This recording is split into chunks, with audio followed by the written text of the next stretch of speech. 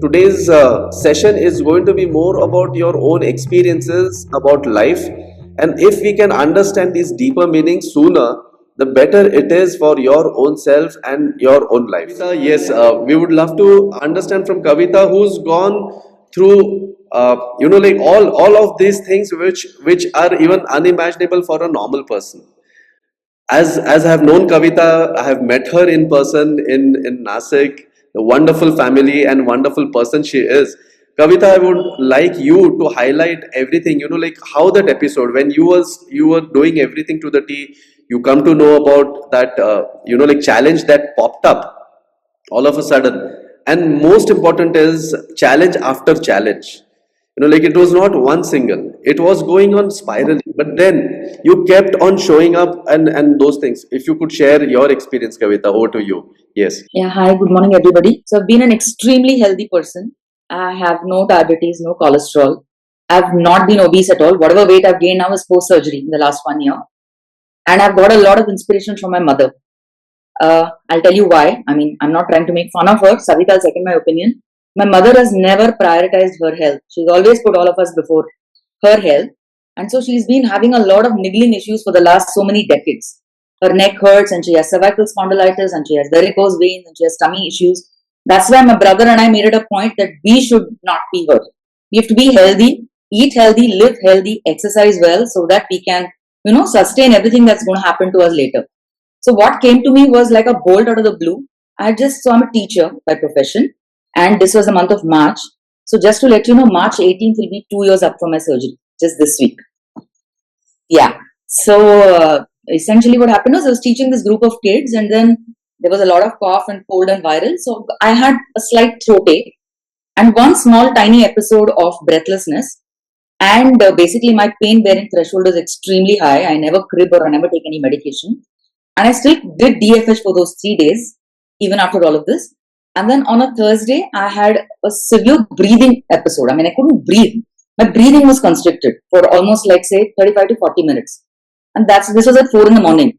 After that also I did DFH that day in the 6:30 batch. Since I was up, I said I might as well work out. And then I told my husband, this is not right. I need to go see a doctor. I went to the family physician and then post-COVID, they typically treat you for the URTI, your respiratory tract. And I took all those for the next 4 days. And in 4 days when it did not reduce and I was still breathing heavy, my doctor said everything with you is going to be fine because it's just perfectly healthy. Just go see a cardiologist. So when I went and saw my cardiologist, I was breathing very heavily. So we walked into the cardiologist's office and he says, let's do a 2D. So the 2D should have taken say maybe 5 or 7 minutes or 10 minutes max. And Sandeep was sitting right, Sandeep is my husband, he was sitting right next in the room next to the thing. And he didn't come out for an hour and 10 minutes. So I kept thinking, what is it? Why is he taking so much time? Blah, blah, blah, whatever. He came out and he says, okay, so you know what? Things are not fine and the patient profile and your tests do not match at all. I said, what is that supposed to mean? He said, you are not the person. You should have come to my clinic on a stretcher. I said, what? Just tell me straight what it is. So basically there are 4 valves in the heart, of which the mitral valve is the strongest and the most important one. There was a leak in my mitral valve since birth. So it was a congenital problem. So he says the first thing is do not blame yourself or don't blame your lifestyle or don't blame anything that you've done to yourself.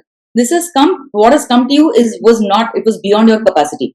You were born with it and you're just very lucky that it has happened to you. So I was 50. So it happened to you at 50 when you're so fit, so strong, mentally, physically, you don't have any other comorbidities. So I'm not the best cardiologist, but you need a valve replacement surgery. He told us all of this in a rush in like 10-12 minutes. And Sandeep and I like looking at each other and we thought he's discussing either his mother because both of us I lost my father-in-law 5 years ago, but both of us have parents who are 80 plus.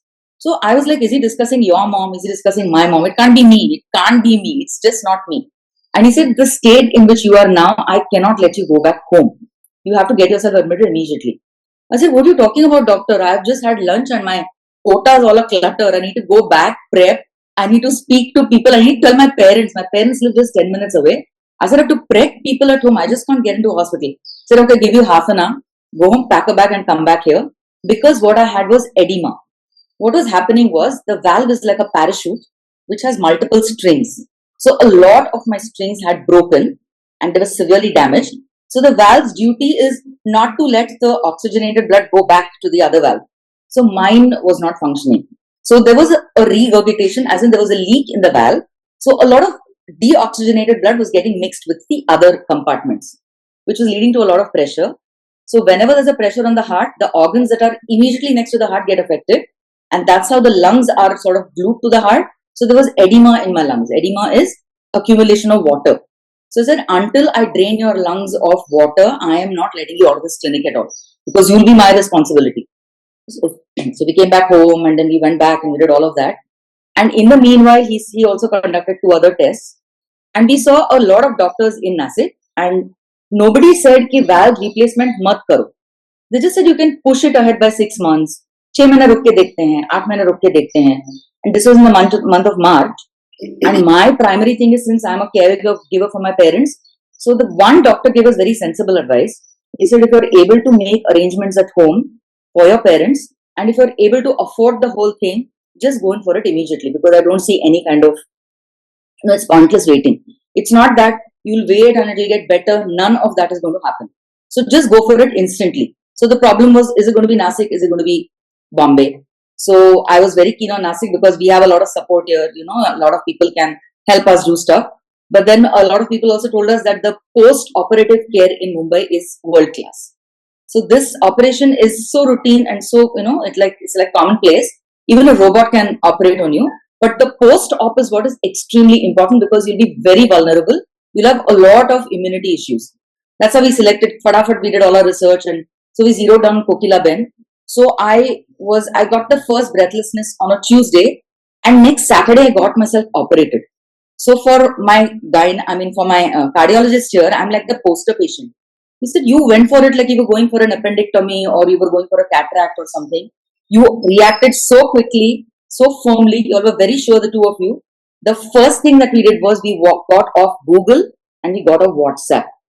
We did not research on any of my symptoms. We did not research on what was to be done, what should be done next, nothing. We didn't do any of that. Whatever queries that we had, we wrote down on paper and we spoke to the doctor. Because it's the doctor finally who was going to tell me if this is going to work out, not going to work out. And I was in the safest of hands in Kokilaben. So I got myself admitted on a Thursday and I was operated on a Saturday. And all the time I just kept telling myself that there is no question of not coming out of this. I mean, I'm fit, I'm fine, and everything about me is right, and I'm in the safest of hands. So savali nahi hai ki something will go wrong or something is going to happen, and there's no question of not coming out of this fine, because my husband is like, really, he's the rock of the family. So when I saw his face, I said, Sandeep, what do you think? Should I go ahead? He said, the ball is in your court. If you feel you're going to be able to handle this, you should go ahead with this. And today when I asked him, Sandeep, weren't you scared? You not once did you ask me, are you scared or anything? He's not the type who's very utterly romantic or nothing like that. He said, when I looked at your face and I decided that you had to go ahead with it, how could I say don't go with it?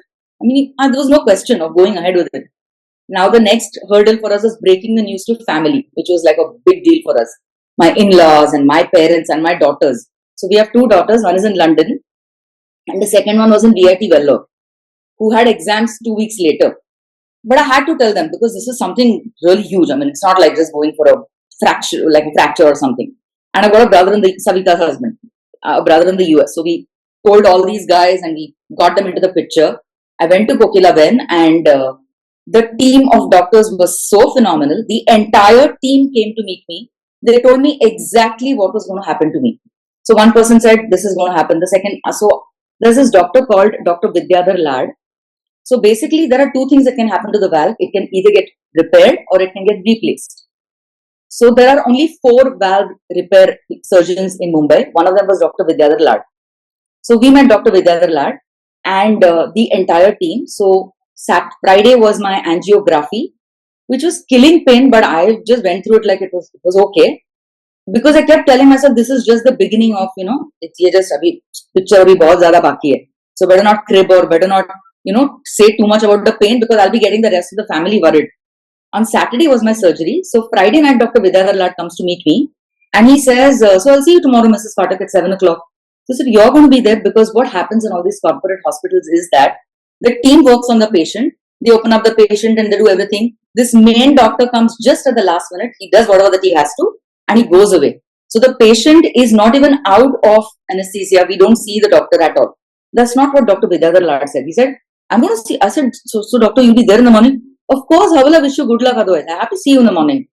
And rightly enough, they wheeled me in at 7 o'clock. 7:20, the doctor was in the ICU. He said, good morning, Mrs. Phatak. We'll work on you, blah, blah, blah, whatever.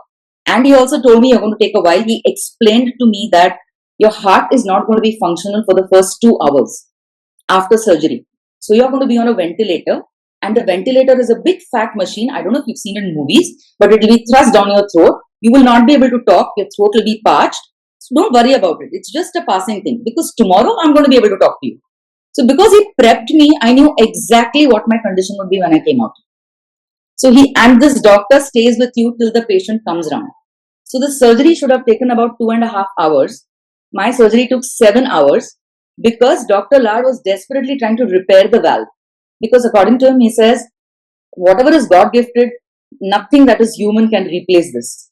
So I have a bovine valve. A bovine valve is a tissue from the cow.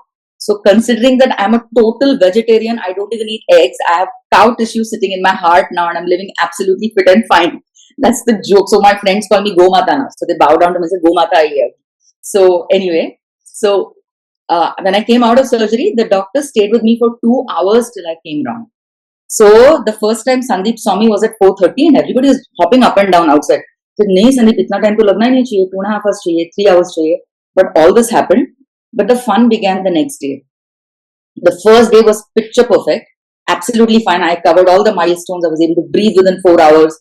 I was able to take liquid in so many hours, or whatever. The second night was when I had something called as an atrial fibrillation, where my BP dropped to 40. I was almost gone. But hats off to the nurse there. She, basically, Sandeep's cousin is in charge of the critical care there. So I had one RMO and one nurse sitting with me in the ICU. The ICU is spick and span and world class, really good. So the minute she saw this, she called up the doctor, and the doctor came instantly, and they did something or whatever, they revived me. And the next morning was Gudi Padwa, third day of my surgery. So on Padwa morning, Dr. Lad comes to visit me. I said, Doctor, this is Padwa. Tumhe kase ka halat? So of course I had to come and see you. You know what? I'm your Sherpa and you're a tourist, and you're trying to, get to the summit of Mount Everest. So are you anxious about something? I said, no, I'm absolutely okay. Because I didn't know what the hell was happening. This is my most important learning, because I've been a caregiver to my mother. My mother got a brain stroke 5 years ago.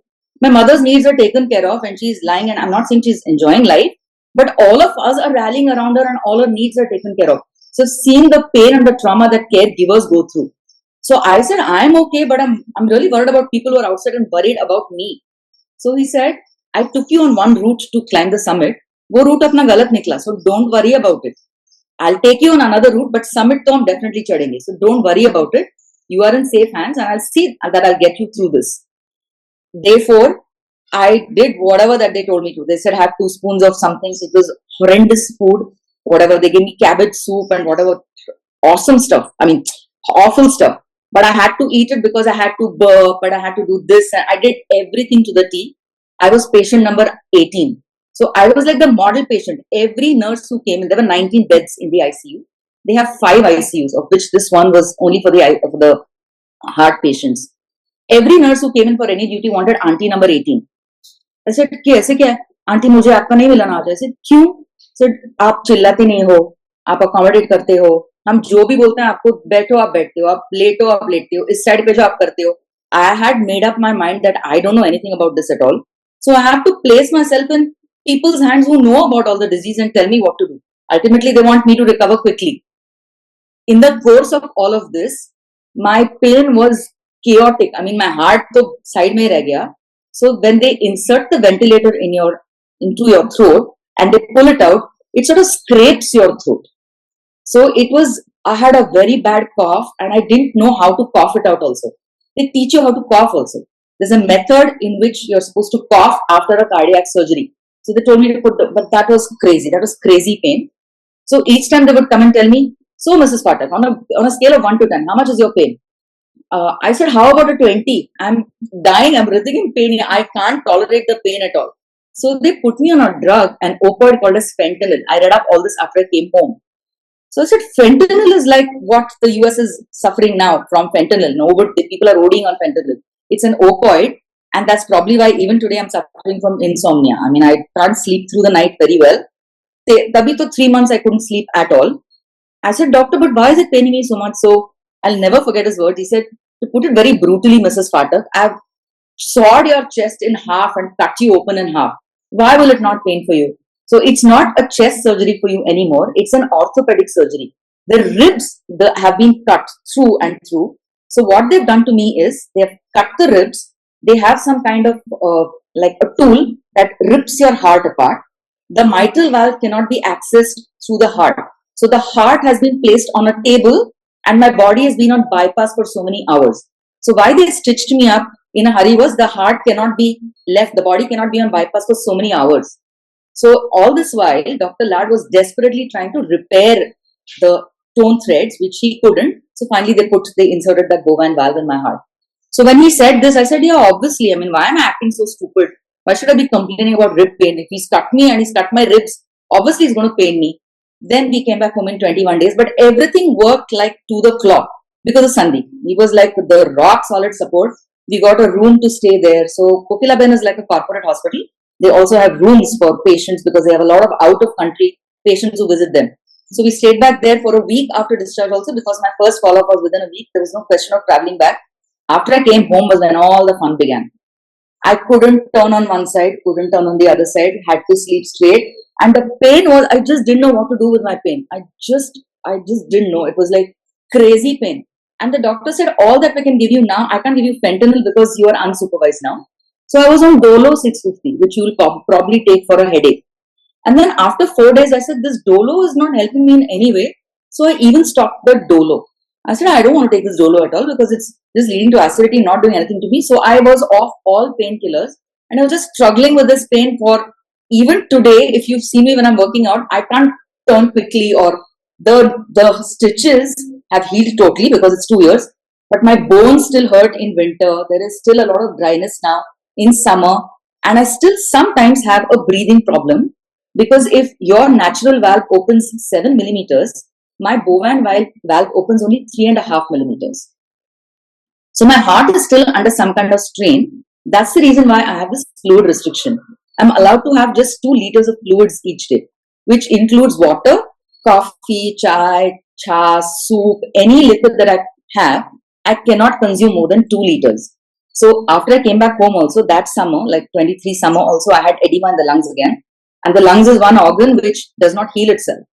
If it's damaged, it's damaged. That's why I need to jump and walk and do a lot of cardio to build up my lung power. It'll only go to some optimal level. I know life is never going to be the same again. I mean, I know this. So the cardio, he told me that. He said, you know what? So can you do a push-up? I said, not as well as to do before. ठीक है, jump रहा है ना आपको? Very good, very nice, excellent progress. Are you able to do jumping jacks? I said, yes, I should do 150 before. अभी 50 jump रहा है, 100 jump. अरे amazing, हमने तो ऐसे देखा नहीं. Very good, very good. So each time I go and visit the cardiologist, there's only one thing he tells me. He says, it's amazing, your progress is amazing, you're like our poster patient because हम जब बोलते हैं 2 months में करो. So I joined back DFH within 2 months.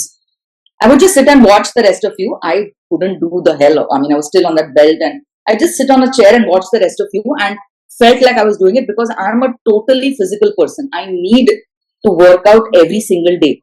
The day I'm not able to do it because of whatever reason, I'm extremely restless. So I started working out actually on the lower progressions within 3 months. The doctor had said 6 months. He said, तुमको जो comfortable लग रहा है तुम करो and do everything within moderation. Do not, 100 jumping jacks मत start करो, ये मत start करो. But what I did diligently was walking. Because walking was such a pain, I couldn't take 10 steps. So they give you this whole file where they tell you walk 10 steps the first day, second day make it 12, they give you a whole thing. So I did all of that. And within 3 months, I was able to walk 2 kilometers on some stretch on my road outside my house. And plus DFH ka lower routine, I started doing in the 4th month. I would sit and do a lot of stuff. I couldn't raise my hands. And I remember within 6 months, 5.5 months, I did my first windmill. I was able to bend down and send a picture to Neet and Teju. I said, look what I'm able to do. I'm able to bend and look up at my hand. That is like really amazing. So my take on all this will be, there's no point in cursing the universe or cursing your luck or destiny. So I had reached this phase when I said, "Oh God, should I show my patrika to somebody?" So my husband said, "Kya karegi patrika dikha ke?" He's going to tell you you have a bad next 6 years. So what are you going to do about it? Stop living? Even if it's going to be a bad 5 years or 6 years, just deal with it. There's nothing that you can do about it. This was 23. 24 was a spate of health issues. Before I could complete 1 year of my heart surgery, I had a fall in my bathroom and I broke my right clavicle shoulder, which still hurts. That so 6 months of, I mean, 6 weeks of plaster, and there's a lot of restriction in the kind of medication that I can take. I can't do an MRI or can't do many things because of the valve in my heart. Uska 2.5 months nahi hota I was detected with glaucoma. Glaucoma is BP of the eye. I needed a trifocal lens surgery. I'm a teacher. I was living with 40 to 50% of my vision for 5 months. I just barely managed to get out of that, and I was detected with dengue. The dengue was so bad because I take a blood thinner. My platelets are as it is low, and I was on that blood thinner which reduces my platelets. So my platelets fell from 2.75 to 40,000 in 3 days. So I was hospitalized for that again. And the story with dengue is the more you hydrate yourself, the faster you heal. The platelets recover themselves. And I can't hydrate myself. So all of this happened, but 2025 has been an amazing year so far. Not a cold, nothing is, and I'm manifesting it that I'm going to have a very healthy year this year. Also, DFH has played the role. Like I never did journal writing. So I started writing my journal. I have started manifesting whatever good that I want in my life. And the workouts are such a surprise package for me each day that I just love doing all the kinds of things that you throw at us. So thanks DFH, thanks everybody, and thanks family and friends who've been so much in touch. So Harshad was in touch with me all the while. Not with me. I didn't have the phone for the longest. He was in touch with Sandeep all the while in the hospital. How is Kavita? Is she out? What is happening? What is happening? So that was such a, and then Sandeep said, "Kaun hai ye Harshad? Why is he asking it? Kaun hai ye sir?" I said, "Arey yaar, just leave it. Just answer his queries quietly. You don't know who he is, but just answer his questions patiently because he has to communicate with so many other people. So you just do that." Thanks to all of you. I am completely on the recovery. I mean, I have recovered now almost. So that's my story. Fantastic, fantastic. How inspirational, Kavita. And I always tell people, 5 minutes उठ के at least see what recorded session you have got. You are doing walking, you are playing your game, everything said and done, everything. We know that there is a sequence which is there, which can get you out of any of these things. Just watch the DFH rituals which have been given to you. People find it difficult, and they do not put a head to उससे क्या होगा, उसी से सब कुछ होता है. There lies the answer that you have to. And when Kavita always told you to, like, for us, Kavita, every time you leave it out, for us, we have had our own prayers and gratitude. So the bottom line here, my dear friends, is do not underestimate the intricacies of the simpler thing in life. It's not about doing the greater things, it's about doing the smaller things which will get you out. So please pack up your little things and throw it out of your life and get your act doing. Don't give excuses. You will grow up only the day when you grow up beyond your excuses. Kavita, thank you so much for sharing. Thank you. Can we have a round of applause for Kavita and Yogi and everybody who is sharing here? Amazing, amazing. Thank you so much. Thank you so much. In case if you feel that any of your families need to watch today's session, I urge that we will keep it open for the rest of the world to consume it absolutely as without any expectations. Let them go and consume and listen to your words and make the subtle changes in their lives and make it enriched. So thank you so much, everybody. Now with this, the last ritual, please take this moment to join your hands. Do not forget to do this on a daily basis. Put a smile on your face. Whatever has happened, put a smile that you are alive, you have another chance, and say a thank you for all these moments. And also pray for your own self, your families, the world at large, for healing and the right ways to do it. For one life that we have and one opportunity you might get to show it up, make the best of this. With this, open your eyes and with a smile, quantum physics, a high five to the person beside you. Make some vibration, spread the message of fitness, wellness, and a power whoosh. 1, 2, 3. Thank you so much. Thank you.